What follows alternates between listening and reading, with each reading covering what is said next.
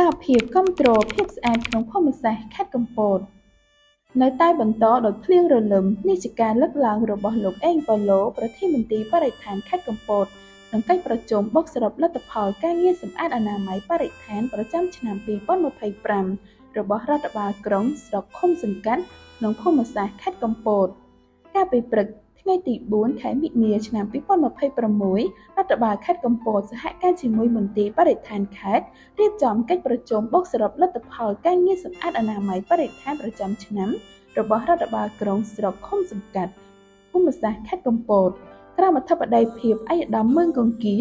អភិបាលរងនៃគណៈអភិបាលខេត្តតំណាងដល់ខ្ពស់ខ្ពស់ឯកឧត្តមបណ្ឌិតម៉ៅធនិនអភិបាលនៃគណៈអភិបាលខេត្តកំពតនៅសាលសន្និសីទបូកគោ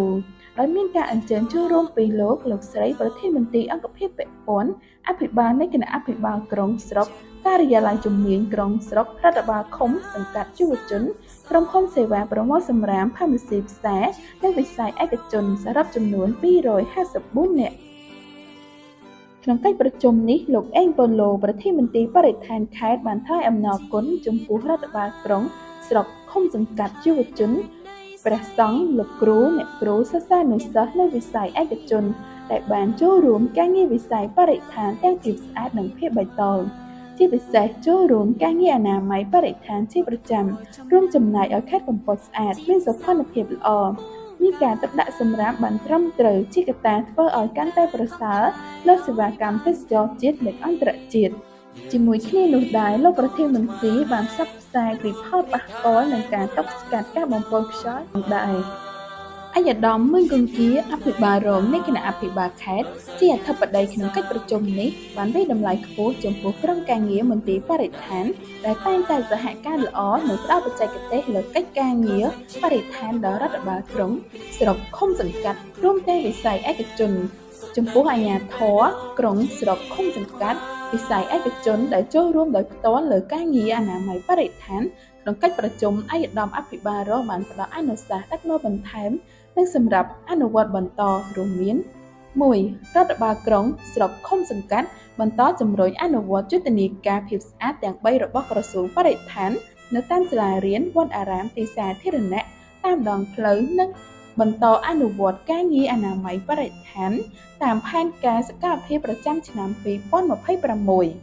2. រដ្ឋបាលក្រុងស្រុកត្រូវពិនិត្យនិងរៀបចំទីតាំងទីលានទឹកដាក់សម្រាមសំណល់រឹងឲ្យសមស្របទៅនឹងស្ថានភាពអភិវឌ្ឍក្នុងមូលដ្ឋានក្រុងស្រុករបស់ខ្លួន 3. ក្រុមហ៊ុននិងសេវាប្រមូលសម្រាមតាមក្រុងស្រុកត្រូវពង្រឹងនិងពង្រីកការផ្ដល់សេវាប្រមូលសម្រាមឲ្យបានទូលំទូលាយ 4. មន្ទីរការងារនិងបណ្ដុះបណ្ដាលវិជ្ជាជីវៈខេត្តសហការជាមួយមន្ទីរបរិស្ថានខេត្តនិងអាជ្ញាធរមូលដ្ឋានចុះផ្សព្វផ្សាយតាមរោងចក្រសហគ្រាសដើម្បីផ្សព្វផ្សាយការទឹកដាក់សម្រាមសំណល់ប្លាស្ទិកឲ្យបានត្រឹមត្រូវដល់បុគ្គលិកកម្មករកម្មការិនីតែកុងឡានដឹកកម្មករនិងឡានតាក់ស៊ី 5. មន្ទីរបរិស្ថានខេត្តបន្តត្រួតពិនិត្យនិងបោះសរុបរបាយការណ៍ការងារអនាម័យបរិស្ថានរបស់រដ្ឋបាលក្រុងស្រុកឃុំសង្កាត់ឲ្យបានជាប្រចាំជាមួយគ្នានេះឯកឧត្តមអភិបាលរងខេត្តបានលើកទឹកចិត្តដល់រដ្ឋបាលក្រុងស្រុកឃុំសង្កាត់ស្ថិតក្នុងការងារគោលដៅសម្អាតផ្លូវជាតិទាំង7សាលារៀនវត្តអារាមភូមិសាស្ត្រខេត្តកំពតបន្តអនុវត្តនូវយុទ្ធនាការនៃភាពស្អាតដើម្បីសោភ័ណភាពបរិយាកាសល្អដល់ខេត្តកំពតរបស់យើងដែលជាខេត្តគោលដៅទេសចរណ៍យ៉ាងសំខាន់ការតចំពោះការបដិញ្ញារបស់ខាងដឹកនាំបាន